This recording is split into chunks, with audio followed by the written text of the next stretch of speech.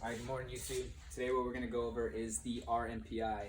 Stands for Rappel Master Pre-Inspection. Okay, this inspection needs to be done anytime that you go onto the tower or the cliff. Okay, this is a graded event, and you will be inspecting your Sapper buddy.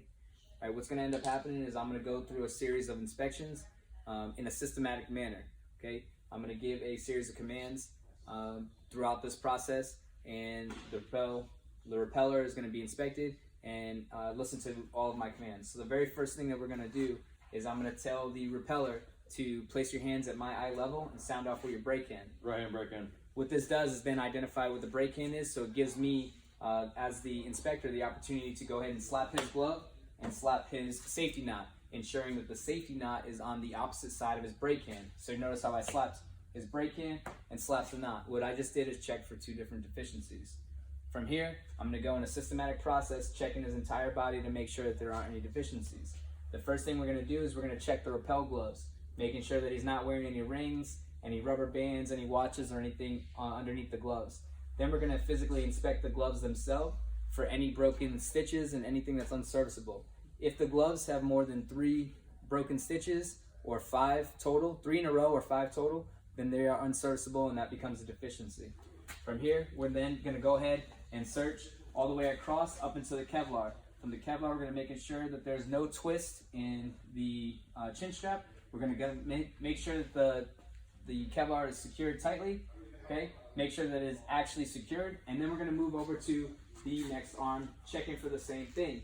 From here, once you check for serviceability, what you're going to do is then come across to the chest, hands backwards, and check to make sure that there's nothing in the breast pockets.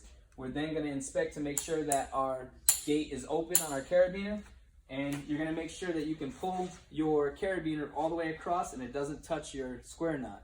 Okay? And from here, you're going to take this non-brake hand and place it on their Kevlar, and then you're going to go ahead and inspect your knot. You're going to ensure that there's a square knot, your overhand safeties, and make sure that you have a minimum of 4-inch pigtail. Then you're going to make sure that this is tight and not loose. From here, you're going to step back in front and you're going to give a series of commands. You're going to say squat. When you say squat, you're going to inspect in between the crotch to make sure that those lines are not crossed. If they're crossed, that's a deficiency. Then you're going to tell them to stand, turn, bend, and place your brake hand on your ballistic helmet.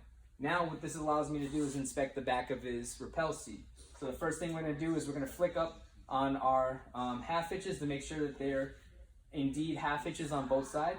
We're going to stick our hands through here and attempt to turn our hands. If you can turn your hands completely, then that is a deficiency. All right, so this is nice and tight. We're going to make sure that it is on the center line of our buttocks. Okay, and then you're going to, from here, check the other side for any type of FOD or anything like that.